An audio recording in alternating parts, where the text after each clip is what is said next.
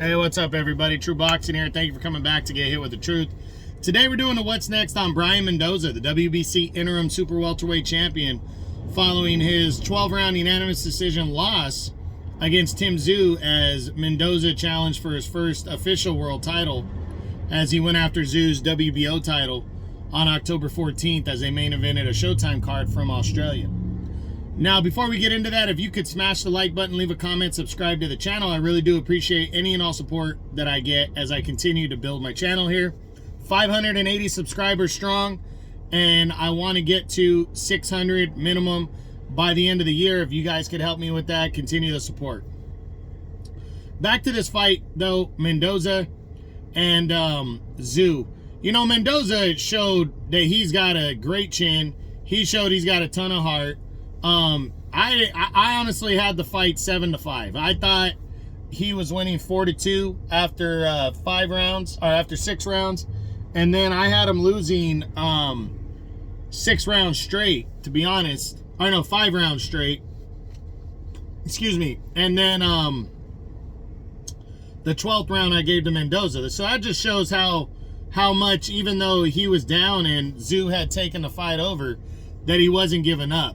He fought his ass off, and you got to give him his props going into enemy territory, coming in a big underdog, and being able to survive and fight as hard as he fought. It was impressive. But he came up with the L, so you can't really say, and it was a deserving decision for Tim Tszyu. So Brian Mendoza, though, showed a lot of heart, showed a lot of class. He's a good fighter. Well, you know, the big question now is what's next for him? Well, if the WBC is going to hold on to him as the interim champion, then whether he deserves that or not, you know, he did beat Sebastian Fundora impressively. So that could lead to another world title shot at any point, at least to another good sized fight and opponent. So let's run through the top 10, but before we run through the top 10, an option that I think is very possible, I'll mention 2. One would be Terrence Bud Crawford, but him coming off the loss, Mendoza, I don't think Crawford would be interested in the fight. I'm just going to be honest. But that doesn't mean that Crawford wouldn't take the fight, because maybe he'd want to take on Mendoza and break Mendoza down and beat him worse than Tim Tszyu did, but I don't think Bud would take the fight. So I'm going to rule that option out. But one option that I think is very possible is Errol Spence Jr., the former, unified welterweight champ. If the rematch for Spence doesn't happen with Bud, and right now there's a lot of reasons to believe that it's about 50-50 now, maybe even less than that the fight's not going to happen. We know Spence is going to debut at 154 then, because he says 147 is too much for him. And Spence is rated pretty high already in the WBC at 154. Why not let Mendoza fight Errol Spence next? That would be big for both guys. Mendoza's still the interim champ. He could defend the interim title against a debuting Spence at 154. And I think that would be a big one. So I do think that fight is an option right there for Errol Spence as well. 1 second. Now into the top 10. Jermell Charlo, the unified champ. Unless the WBC were to order this fight, and I don't think they will, I don't see what's his name being interested. Charlo. And again, I don't think the WBC is going to order that fight anyway, so I'm going to say no to that one. Then we're looking at, sorry guys, then we're looking at Tim Tszyu in a rematch. Not going to happen. Tim Tszyu dominated. Well, I didn't say dominated, but he won convincingly, so thered be no need for him to take this rematch right here. I don't see it. Brian Castano, would love to see this fight. Castano might not shy away from it, but considering he hasn't fought, by the time that fight would be available, it'd be 21 months to 2 years time frame, and I just don't see Castano coming back against Mendoza. So I'm going to say no. Sebastian Fundora in a rematch. Of course, I think this fight could happen again, but, you know, Fundora obviously didn't have an automatic rematch clause in a contract, and Mendoza might be like, well, I don't need to fight him again. I knocked him out cold. And he's got a point, but, I mean, I would like to see a rematch. I would hope that Fundora at some point could get it with him, but I'm actually going to lean towards the less likely. I don't think a rematch is going to happen between the two. Not next, anyways. Then there's Erickson Lubin. I think it's a good matchup, but would Mendoza want to fight a guy like Lubin next when, you know, he lost to Tszyu, but would he want to go back in against a guy that doesn't have a huge name, you know, in his very next fight coming off a loss? You know, would the WBC order even allow that fight? It's kind of up in the air. I think it's possible because they both have the same promoter, but I don't think likely to happen.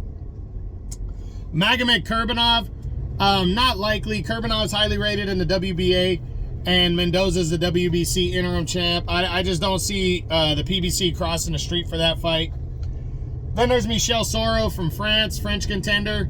Not a bad matchup, but I definitely think that the WBC and the PBC want to capitalize on Mendoza's stock.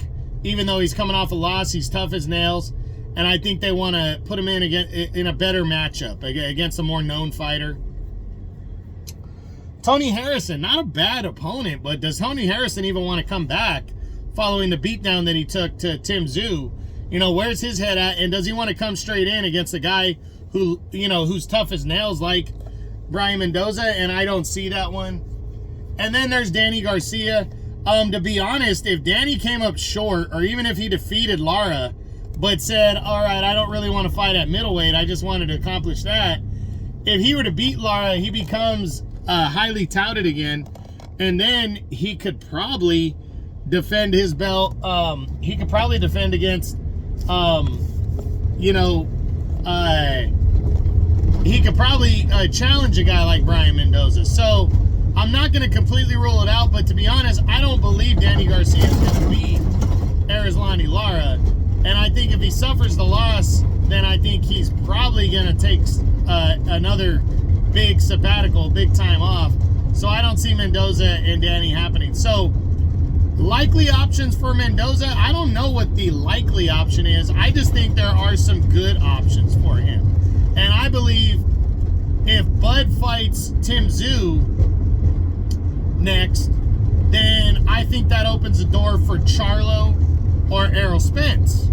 Especially if Charlo is making like a quote-unquote mandatory, he could fight Mendoza and say, I'm going to knock him out where Tim Tszyu couldn't. Or Errol Spence could make his debut there. Again, I don't think Crawford would fight him, but I think, you know, it's definitely going to be, you know, somewhat of an option here for Spence and Charlo.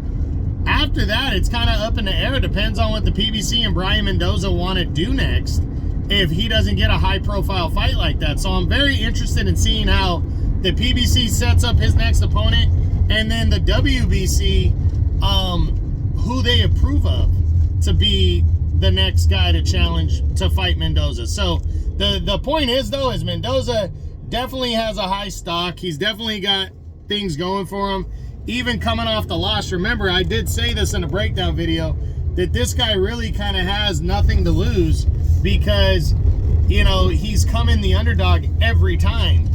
And so even if he were to lose to Tim Tszyu, he's going to have options. And I think he performed better than people thought he was going to perform against Tim Tszyu.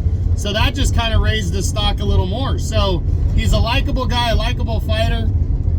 Excuse me, a style that people want to see.